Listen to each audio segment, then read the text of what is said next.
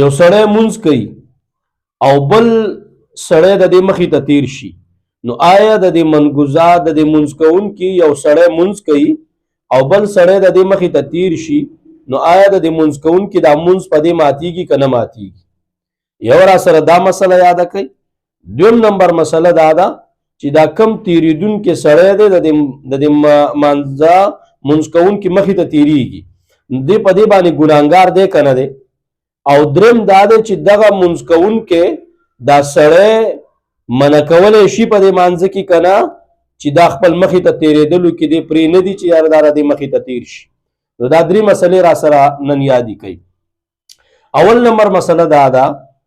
چې کم سړی د یو مونځ کوونکي مخې ته تیر شي، نو په دې باندې د دې مونځ نه ماتیږي، یعنی د دې مونځ کوونکي مونځ په دې نه ماتیږي چې د دې مخې ته څوک تیر شي، په دې باندې د دې مونځ نه ماتیږي. او دویم نمبر مسله دا ده چې دغه سړی چې کوم تیریږي، نو اول خو د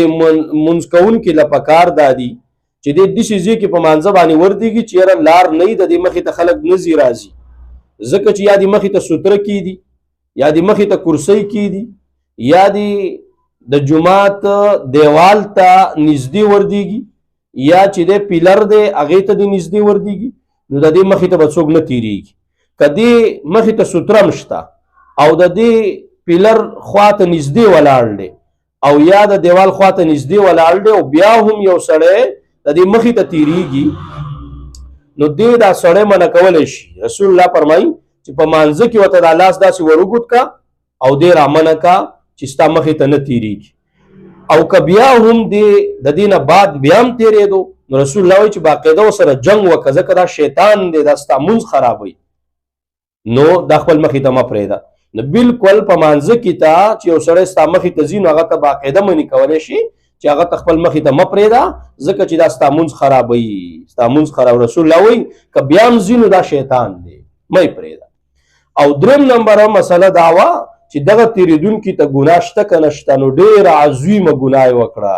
چې د مسلمان د مونځ کوونکي مخې ته دی تیریږي که نه، نو عظیمه ګناه ده. ځکه رسول الله فرمایي که چېرې دې تیریدونکي ته پته وی چې په دې تیرېدلو د دې مسلمان د مونځ کوونکي مخې ته څومره ګناه ده، رسول الله فرمایي چې 40 کاله به دې وردېدلی وی، خو لیکن د دغه خپل ورور مسلمان مخې ته په مانځه کې نه وی تیر شوی. د مسلمانانو وروڼو په دې کې ډېر زیات احتیاط پکار دی. موږ او تاسو ګورو بس سړي سلام وګرځي او شاته صفونه ولاړ دي او دوی ایسته د هغې په مخ باندې روان دي او پروا یې نه کوي، دا ډېره لویه ګناه ده. 40 کاله رسول الله ته به انتظار کړی وی په خپل ځای باندې، که دې ته دا پته وی چې څومره ګناه ده د منګوزا په مخې کې په تیرېدلو باندې، نو دومره عظیمه ګناه ده. نو دا په خپل هم زده کوي او د نورو مسلمانانو وروڼو سره هم شریک کوي چې هغو هم که دا صفت پکې چې دا ځان نه وباسي، د مسلمان مخې ته چې مونځ کوي نه به تیرېږي، وردېږي به څو پورې چې هغې سلام نه وي ګرځولی، نو مخې ته د هغې تیرېدل دا شریعت منع